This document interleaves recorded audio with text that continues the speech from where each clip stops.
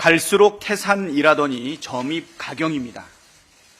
김건희 여사 공천 개입 의혹의 핵심임을 명태균 씨의 새치 혀끝에 윤석열 정권의 명운이 걸려있는 듯한 형국입니다. 최순실에 놀아나던 박근혜 정권의 악몽이 떠오릅니다. 자고 나면 명태균 씨의 새로운 공천 개입 증거들이 터져나오고 명 씨의 폭로도 이어지고 있습니다. 김영선 전 의원이 2020년 경남 창원시에 낸 변호사 사무실 주소가 명 씨가 운영했던 미래한국연구소와 같았다는 것으로 드러났습니다. 게다가 당시 미래한국연구소장은 김영선 전 의원의 친척이자 보좌관을 지낸 측근 김모 씨인데, 김 씨는 명태균 씨가 운영한 시사경남이란 인터넷 신문 겸 여론조사 업체의 보도국장으로 일했던 인물입니다. 2022년 윤석열 대통령 여론조사 무상제공 대가로 김용선 전 의원이 재보선 공천을 받았다고 폭로한 강혜경 씨는 시사경남 편집국장 출신입니다. 명 씨를 둘러싼 의혹이 사실이라면 박근혜 정권을 몰락시킨 최순실 국정농단에 버금가는 명백한 제2의 국정농단 사태입니다. 화들짝 놀란 대통령실이 윤석열 대통령은 명 씨와 소통을 끊었다고 해명했지만, 명 씨는 최근 언론과 잇따른 인터뷰에서 윤석열 대통령 취임 이후에도 통화와 텔레그램으로 연락했다. 대선 때 내가 한 일을 알면 모두 자빠질 것이다. 내가 구속되면 한 달 안에 정권이 무너진다는 등 추가 폭로를 이어가고 있고, 김건희 여사와 나눈 텔레그램 대화가 더 있다는 암시를 하기도 했습니다. 대통령실의 대응이 전례 없이 소극적이라는 점도 의문을 자아냅니다. 대통령실의 해명대로라면 명태균 씨가 거짓말을 하고 있다는 건데, 윤석열 대통령과 김건희 여사에 대한 노골적인 협박과 허위 사실로 명예훼손을 하고 있는 명 씨를 왜 가만두는지 참으로 의문입니다. 언론인에 대해선 법적 조치를 남발하면서 왜 비선 실세라는 말이 나오는 명태균 씨와 천공에 대해서는 별다른 법적 조치를 취하지 않습니까? 명태균 씨와 천공이 실제로 비선 실세가 맞기 때문입니까? 아니면 수사 과정에서 그동안 드러나지 않았던 추악한 사실들이 추가로 폭로될까 걱정하는 것입니까? 이 와중에 윤석열 대통령은 싱가포르 언론과의 인터뷰에서 여소야대 정국과 낮은 지지율이 개혁의 장애다. 국정 기조엔 변화가 없다고 말했습니다. 지지율이 아무리 떨어져도 개혁을 밀어붙이겠다더니 이제 와서 낮은 지지율 탓하는 것도 우습지만, 그 낮은 지지율의 원인이 대통령 본인과 배우자 김건희 때문이라는 생각은 여전히 못하시는 것 같습니다.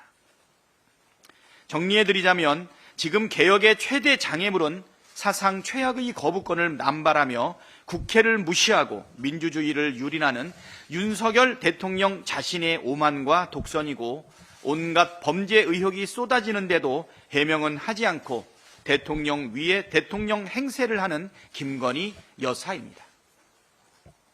김건희 여사 문제를 풀지 않고서 대통령 스스로 국정기조와 불통의 태도를 바꾸지 않고서 당면한 위기를 돌파할 방법은 없습니다. 김건희 특검 수용만이 위기를 해결할 유일한 길이라는 점을 알아야 합니다. 민주당이 상설특검을 추진하니 대통령실이 이재명 당대표 방탄용 꼼수라고 비난했다고 합니다. 모 눈에 뭐만 보인다고 대통령실이 검찰을 김건희 방탄용으로 쓰고 있다 보니 상설특검도 그렇게 보이나 봅니다. 윤석열 정권의 정치검찰은 그동안 김건희 여사 명품백 불기소, 코바나 컨텐츠 대가성 협찬 무혐의, 양평공흥지구 특혜 무혐의, 아크로비스타 뇌물 의혹 불기소 등 오로지 김건희 방탄의 혈안이었습니다. 검찰이 해야 할 일을 제대로 안 하고 범죄 의혹들을 덮고만 있으니 특검을 해서 진실을 밝히자는 것이고, 대통령이 특검을 계속 거부하니 국회법에 있는 상설특검이라도 하자는 것입니다. 도둑이 재발 저리는 게 아니라면 비난할 아무런 이유가 없습니다. 오히려 반대하면 할수록 반드시 감춰야 할 구린 것들이 잔뜩 있다는 소리로 들립니다. 떳떳하다면 국회에서 의결되는 대로 특검과 상설특검을 조용히 수용하시기 바랍니다. 네, 다음은 진성준 정책위 의장님의 발언이 있겠습니다. 네, 본격적인 벼 수확기를 앞두고 쌀값이 폭락해서 농민들 속이 타들어갑니다. 지속적으로 오르는 필수 농자재 가격 등 생산비 상승에 이어서 얼마 전에는 벼멸구 피해까지 덮쳐서 농민의 이중 삼중고가 이루 말할 수 없는 상황입니다. 지난 8일 전라북도에서는 농민들이 쌀값 대책을 촉구하면서 삭발을 했습니다. 쌀값 폭락은 윤석열 정부의 명백한 정책 실패에 따른 결과입니다. 정부는 연속되는 쌀값 폭락에도 20만 톤을 일시에 격리해서 실효성 있게 대응하자라고 하는 야당의 제안을 거부하고 5만 톤씩 찔끔찔끔 격리하면서 생색내기로 일관했습니다. 또 지난달 정부 여당이 민당정 협의를 통해서 발표한 쌀 수확기 대책도 시급성은 찾아볼 수가 없고 안일했습니다. 초과 생산량만 시장에서 격리하고 10월, 11월 시장 상황에 따라서 추가 대책을 강구하겠다는 것이 정부의 발표였습니다. 생존마저 위협받는 농민의 피눈물은 아랑곳하지 않는 무책임의 극치라고 생각합니다. 쌀값의 정상화를 위해서는 선제적인 대책이 절실합니다. 정부는 24년도산 쌀에 대해서 20만 원 이상의 적정 가격을 유지하겠다고 선언해야 합니다. 이를 위해서 20만 톤 이상의 쌀을 시장에서 격리하는 등 신속하고 과감한 조치를 취해야 합니다. 더불어민주당은 쌀값 정상화를 최우선 민생과제로 삼겠습니다. 이번 정기국회 안에 양곡관리법과 농산물 가격안정법을 반드시 개정하겠습니다. 농가 소득 증대를 위한 추가적인 입법도 멈추지 않겠습니다. 농민이 걱정 없이 농사를 지을 수 있도록 민주당은 총력을 다하겠습니다. 2026년부터 5년 동안 적용할 주한미군 방위비 분담금 협상이 지난 4일 타결됐습니다. 이 협상에 따라서 2026년도에 우리가 부담해야 할 방위비 분담금 총액은 1조 5,192억 원입니다. 2025년에 1조 4,028억 원에 대비해서 8.3%가 증액됐습니다. 이는 이번 합의에서 방위비 분담금 인상률 5%를 넘지 못한다라고 하는 상한선을 스스로 위반한 것입니다. 그동안에 가장 큰 문제로 지적되어 왔던 총액 단위의 인상도 해소하지 못했습니다. 방위비 분담금이 무엇에 얼마나 필요한지 소요에 입각해서 분담금을 산정해야 마땅한 일 아닙니까? 그런데 앞으로도 우리 방위비 분담금은 소요 명세조차도 확인하지 못한 채 총액형으로 인상해 가야 합니다. 현재 방위비 분담금의 미집행금이 1조 7천억 원에 달합니다. 그러니까 현재 방위비 분담금 수준이 너무 과도하다. 오히려 줄일 수 있는 여지가 있다라고 하는 것을 보여주는 것입니다. 그럼에도 불구하고 소요도 확인하지 못한 채 총액형으로 방위비 분담금을 인상해 가야 한다고 하는 것 납득하기 어렵습니다. 2021년에 11차 협정 비준 동의를 국회에서 할 때 이런 점을 분명하게 부대 의견으로 달고 정부에 요구했습니다.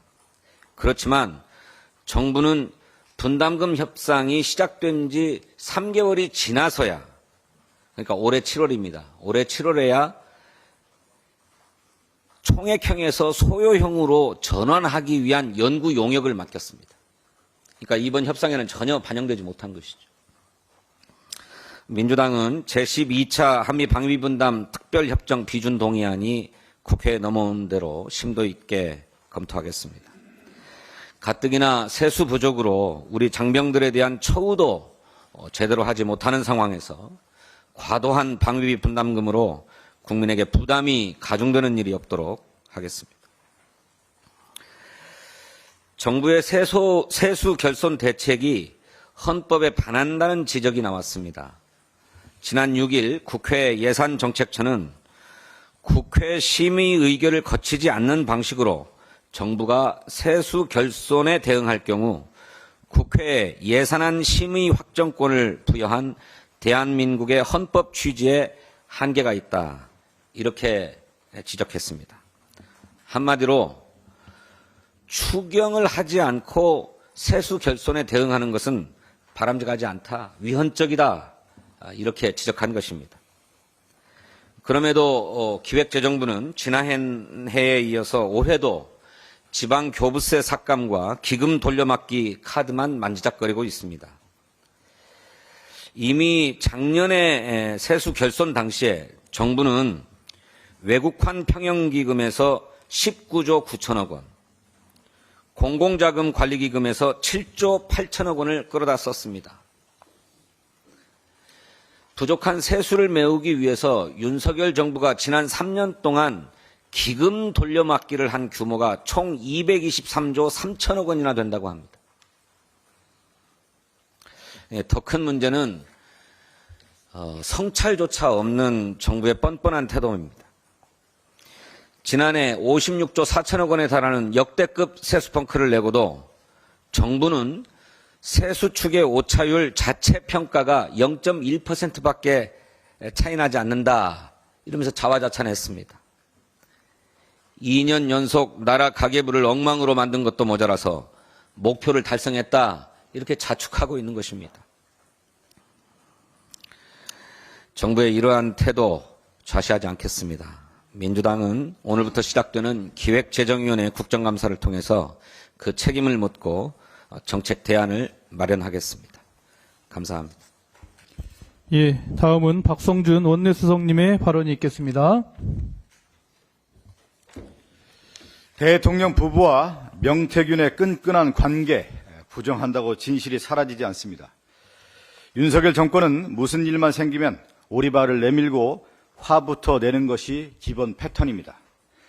바이든 날리면 때부터 김건희 뇌물수수 영상과 명태균 국정농단까지 무엇 하나 제대로 인정하지 않고 있습니다. 대통령실은 2021년 7월 초 자택을 찾아온 이준석 의원이 명 씨를 데리고 와서 처음 봤다고 주장했습니다. 그리고 경선 막바지에는 대통령이 명 씨와 거리를 두고 통화나 문자를 한 사실이 없다고 했습니다. 하지만 이준석 의원은 대통령실의 해명이 헛소리라고 했습니다. 한마디로 거짓말이라며 대선 당시 문자 내용을 공개했습니다. 문자 내용만 보면 누가 봐도 명태균은 윤석열 후보의 대리인이고 중재자였습니다. 또한 이준석 의원은 대통령 취임 후에도 김건희 여사가 명태균과 주고받은 메신저 대화를 봤다고 했습니다. 게다가 김종인 전 대표는 2021년 7월 윤석열 대통령을 처음 만날 당시 그 자리에 명태균이 있었다고 밝혔습니다.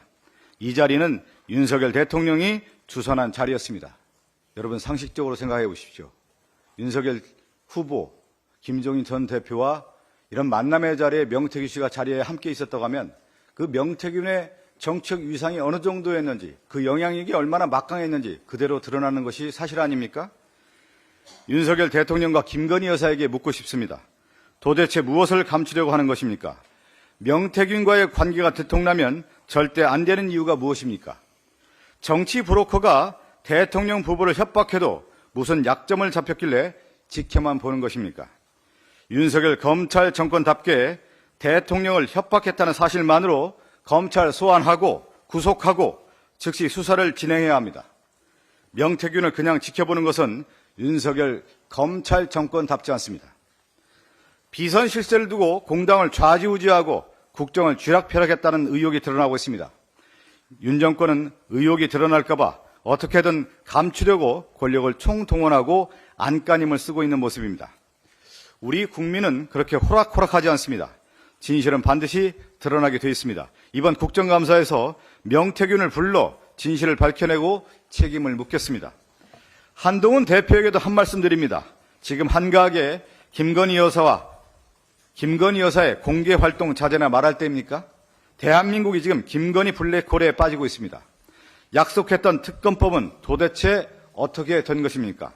국민 앞에서 한 약속을 가볍게 여기는 여당 대표를 도대체 누가 신뢰하겠습니까? 한동훈 대표는 김건희 특검법과 최혜병 특검법부터 입장을 정하십시오.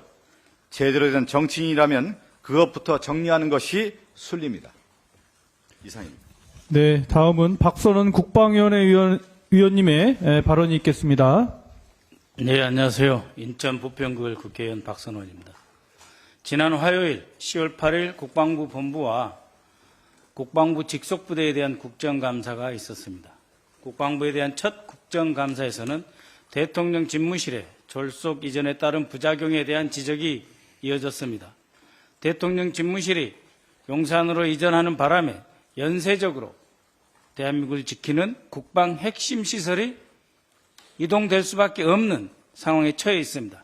국방부는 합동참모본부는 부족한 공간 때문에 다시 수도 서울이 아닌 과천 남태령에 있는 수도방위사령관 영내로 이전을 추진하고 있습니다.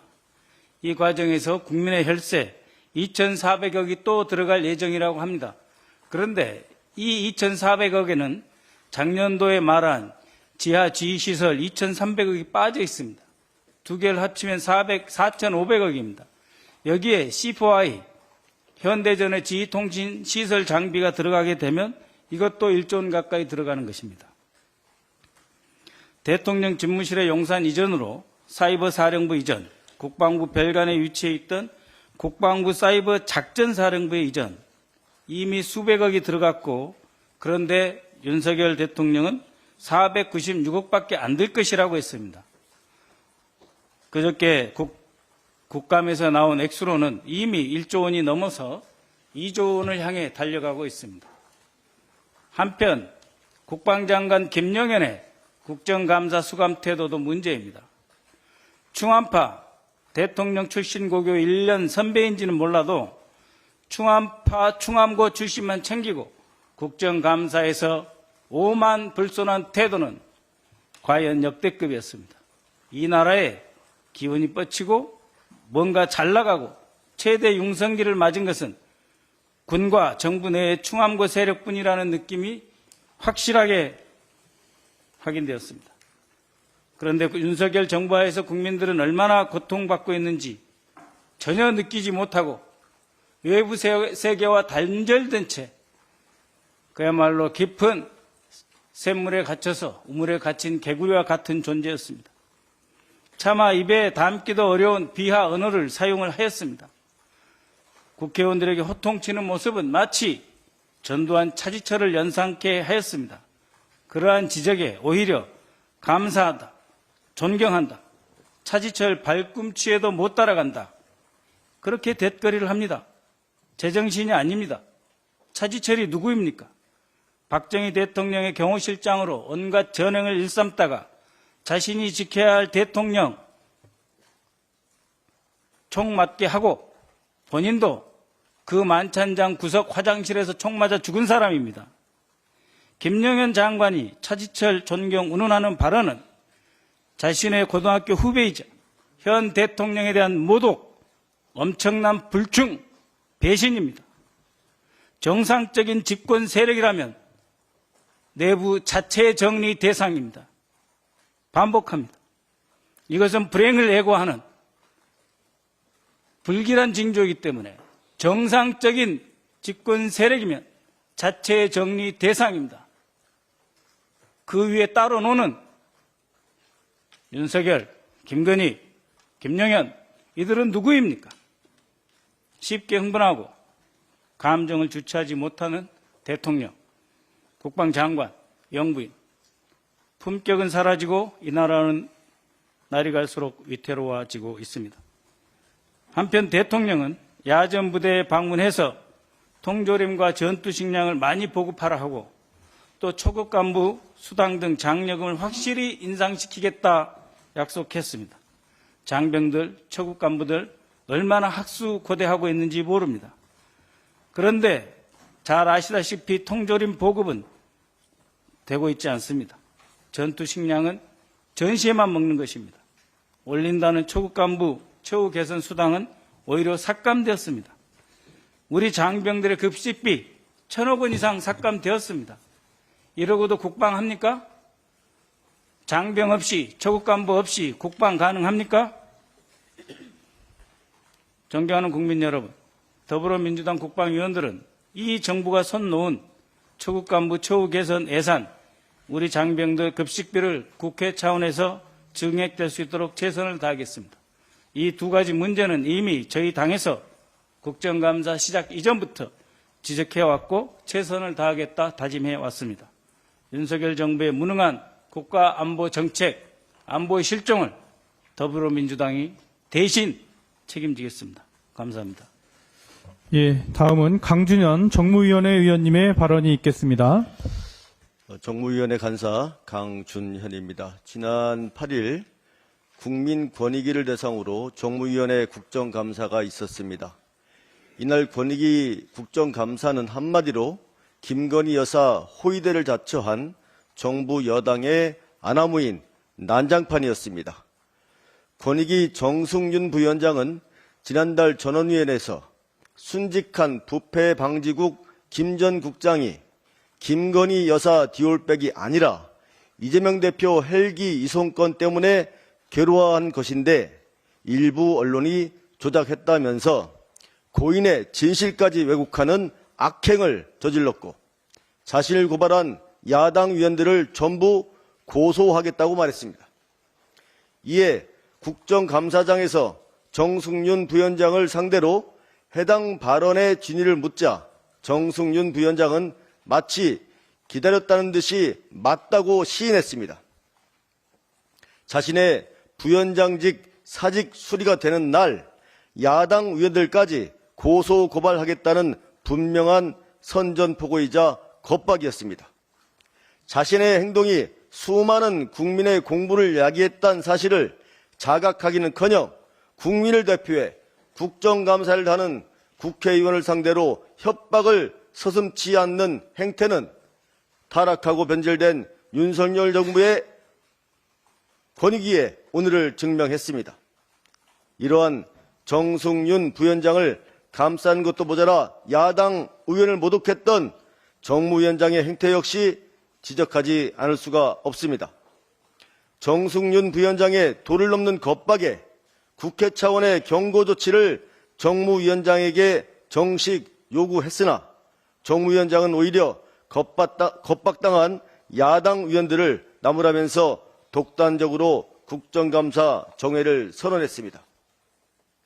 공정하고 객관적인 진행을 해야 하는 위원장이 야당 대표에 대한 명백한 테러를 특혜로 둔갑시키고 내면에 숨겨왔던 김건희 여사와 윤석열 정부 호위대 본능을 드러낸 것입니다.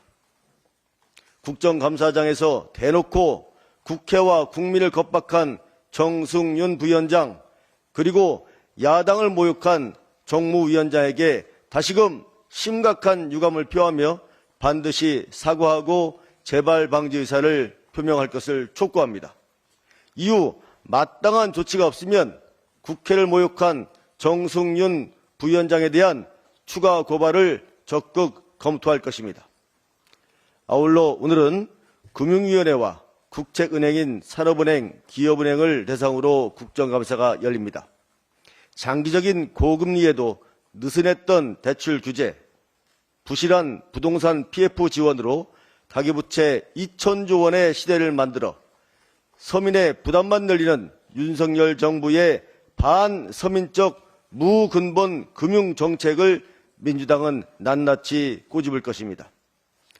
TMF 사태를 촉발했던 자금의 불투명한 운용 방식과 이를 막을 수 있는 제도 개선에 비협조적이었던 정부 여당의 책임도 분명히 밝힐 것입니다. 민주당 전무위는 남은 국정감사 기간에도 민생무능, 불공정과 비상식, 부패로 얼룩진 윤석열 정부의 실체를 밝히는 데 주력하겠습니다. 고맙습니다. 네, 이상으로 제2차 국정감사 예, 그래요. 예, 말씀하십시오. 예. 네, 마지막으로 좀 국정감사 오늘 어떻게 진행되는지 간략하게 좀 브리핑을 좀 드리도록 하겠습니다. 현황판을 보시면요. 오늘 9개 위원회에서 56개 기관 국감이 진행이 됩니다. 국토위에서는 용산 어린이집 사업과 관련해서 일감 몰아주기 국감을 진행하고요. 과방에는 북핵실험 탐지장비 잼스 여기도 일감 몰아주기가 있습니다. 이 문제 집중적으로 진행할 예정이고요. 그다음에 정무위에서는 손태승 전 회장 친인척 부당대출 관련해서 진행을 합니다. 행안위에서는 지금 여러 이제 논란이 됐던 김건희 여사 공적 개입과 관련해서 지금 증인들이 이제 불출석한 가운데 현안들 짚어볼 예정이고요. 국방위에서는 합참 이전 비용 또 해병대원 수사 외압 의혹과 관련해서 또 진행을 합니다. 환노위에서는 쿠팡 산재 산망 이 문제가 집중적으로 부각될 예정인데요.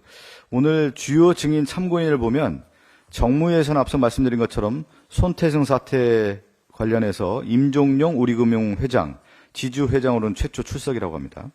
기재위에서는 구글의 법인세 회피 의혹과 관련해서 낸시 메이 블워커 구글 코리아 대표가 나옵니다.